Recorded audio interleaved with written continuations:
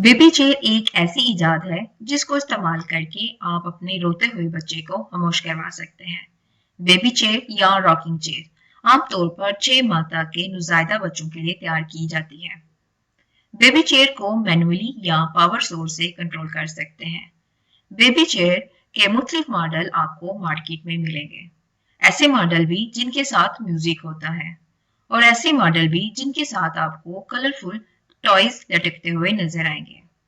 इस तरह छोटे बच्चों को उठाए बगैर आप इनके साथ खेल सकते हैं। आप बच्चे को इजी चेयर पर लटाकर अपने मुख्तलिफ काम कर सकते हैं।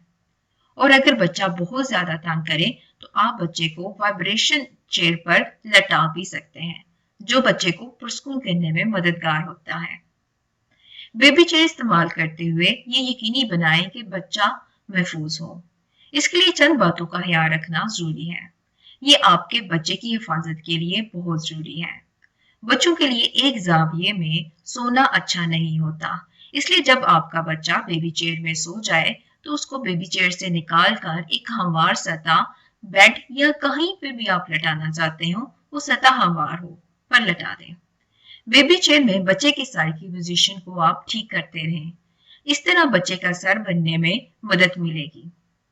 बेबी चेयर में हमेशा हफाजती हार्नेस का इस्तेमाल करें, जो कि बच्चे को चेयर से ना गिरने में मदद देगा। बेबी चेयर को एक हमवार सतह पर रखें। ये बच्चे की हिफाजत के लिए बहुत जरूरी है। अगर बेबी चेयर फर्श पर रखें तो फर्श की सतह भी हमवार होना जरूरी है। बेबी चेयर अगर बेड पर भी रखें तो भी एहतियात लाजमी करें। इस बात का ख्याल रखें कोई भी खिलौना लूज ना हो, ताकि वो बच्चे पर गिरकर इसे कोई नुकसान ना पहुंचाए।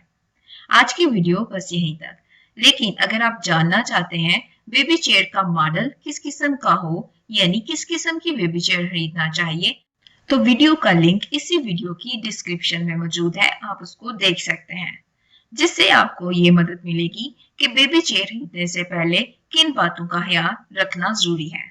ये आपके रोते हुए बच्चे को पुरस्कून करने में बहुत मददगार करने वाली टेक्नोलॉजी है। वीडियो देखने का शुक्रिया।